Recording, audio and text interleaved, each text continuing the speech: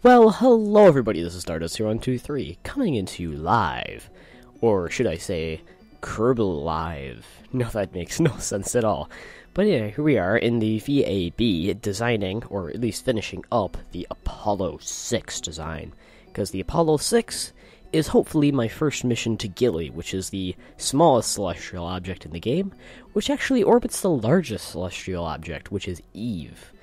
Now, this design is pretty similar to the Apollo 5s and the Apollo 3s.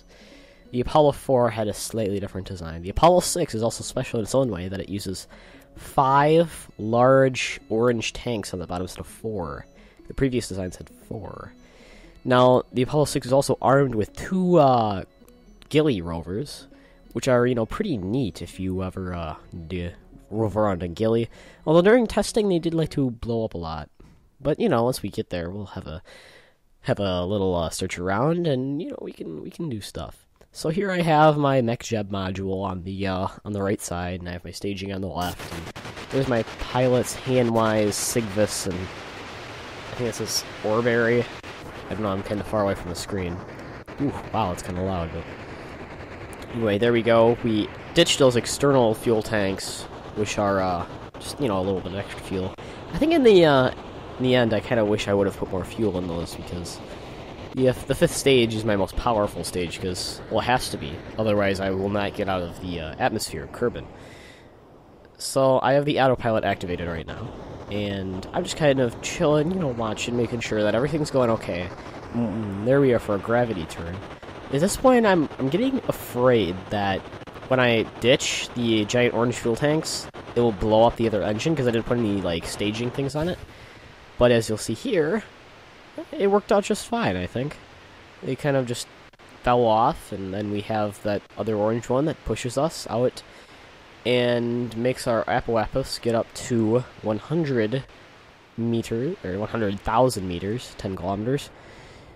And we slow down once we get up to 10 kilometers there. See, now we're going to fly up to 10 kilometers. And once we reach that Apoapsis, that's the time when we want to activate the engines again and burn sideways so we can get in a very efficient orbital burn. Which, that's one of my major problems before, is that I had no idea how to get into orbits. But ever since I installed that autopilot, I've been very good at flying things myself. I just use the autopilot because it's the most efficient way. And I know that getting to Gilly, for me, is going to be a problem because of fuel. But you'll see more of that later. There we go. We just dropped the large orange fuel tank that pushed us into an orbit. So now we have the final module. And there I am, actually, right now. I am looking for the Apollo 5, which landed, but, I was there. Oh, and there I am circling around the vessel information. And there's Eve, Gilly, which is mine, instead of my target. Yeah, and the vessel information, the thing that says vacuum and then triangle V, that is, well, not right now because I switched to another spacecraft. Or no, yeah, it's the Apollo 2. Oh, the missing Apollo 2. The Apollo 1 exploded. I want to talk about it. Now we just switched to some random part. But yes, the vessel information, and you'll see a triangle and then a V, and below that number is how much delta V we have left, which is basically speed. How much speed can we transfer? So there we are. I keep saying so there we are a lot, and so this and that. I'm sorry. I'm sorry, guys. I don't know, I'm just looking over what I did yesterday. Yeah, I was gonna do this last night, but I kind of fell asleep on my bed and left the light on till like 4 in the morning. So I didn't quite get to do that last night. But, I woke up and I was like, yeah, I want to really narrate this now. Yeah, there we are, just flying around. We got our rovers and their MechJeb, and look at those pilots are all scared out of their minds, like, what's going on? And sooner or later, there we go, I'm adding the maneuver to burn out of the atmosphere to get away from the planet's gravity field. So I made a maneuver node for that, and then I will tell the smart ASS to, I'll press the little node button there at the bottom. Come on, you know what you're doing. Press the node button. There we go, press the node button.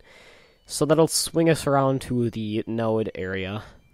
I could have done it myself, but it was just easier to do it with the node. It's the most efficient way. Generally, all the gas pedals and stuff that I'm using, that's all myself. So I start up the burn, and I just point it towards the node.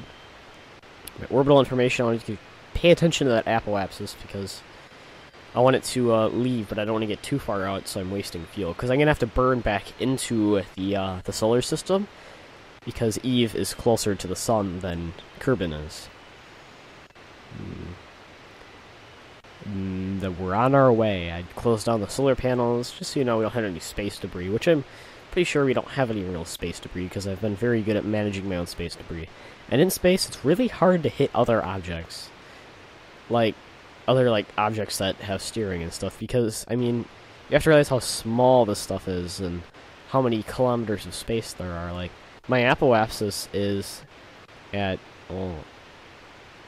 apoapsis 6 mm. I don't even know what that is. What is an mm? Probably like millions somehow. And there we are. I keep saying that too much too. But yes, we are leaving the Kerbin gravity field. Kerbin gravity field. Goodbye. Get out those solar panels again, and maybe have fun with my my docking port, which I may need to use in the future. Spoilers much. And I'm going to fast forward the game, and then I'm going to look for the moons of Kerbin. There's 2 moons. There's the moon, spelled M, and then the U with the 2 dots above it, which is German, and then an N, and there's also, I'm posing for pictures, and there's also Minmus, which is a smaller moon. It's kind of like an asteroid. It's larger than Gilly. Gilly is very small. Very, very small. Like, when you jump in the air with just a guy, it would pretty much get you set up to do an orbit around the planet. Like, that's how small it is. It's tiny. But, I mean, if it hit a planet, it'd cause some pretty good damage. Yep, okay. I think I did actually spot Minmus here. It was a little speck in the sky, but Minmus is very hard to see. The moon is kind of easy. There we go. Maneuver node to get out to Eve, which is our purple planet. The purple planet of the purple people eaters. Ooh, purple Kerbin eaters. Purple Kerbal eaters. That'd be scary. Scary purple Kerbal eaters.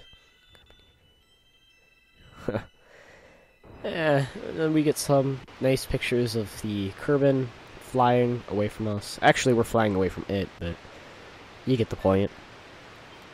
Going in for our deorbital burn. Not really deorbiting the sun, but we're getting closer to it. And once we do that, we actually run into a few problemos.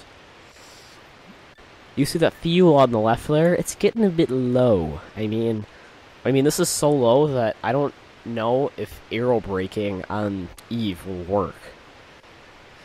Again, it's not aero braking, it's aero something else, but it's aero something. But yeah, the fuel is too low. We have 835 something of 2,160, and you have to note that there's 2 fuel tanks on the side of this that are in the little rovers.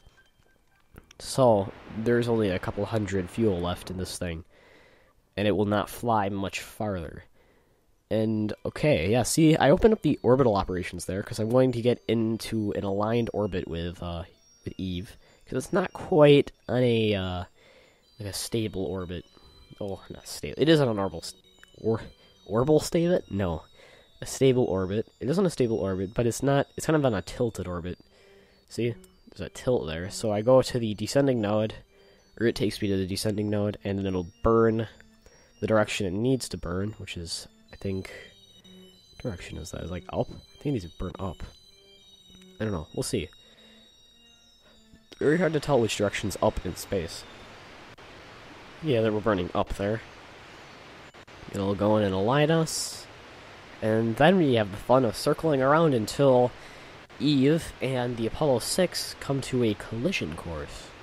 Oh, and note that in the top left, 44 days already they've been in orbit. 44 days. So well over a month, and they are currently the farthest people away from Kerbal that we've had yet. I do plan to take an unmanned orbiter to Elu, like the KSP set, like another version of the KSP set but with more fuel. I think I'm gonna fly one of those out to Elu, but yet again I'm still having trouble figuring out how to even get there. But I'm gonna have to really figure out how I can actually land this or get this thing to Eve. See, because whenever I pass that thing there that I'm circling around, or whenever I pass that little blue arrow, that's where the planet's going to be. So, because there's two markers, and when I'm at the one on the right, the planet will be on the one on the left. So, I mean, it's going to be a while until I meet up with it. I mean, we're passing 217 days now. It's gonna, if I keep going this way, it might take a couple, like, eons to actually get there, but,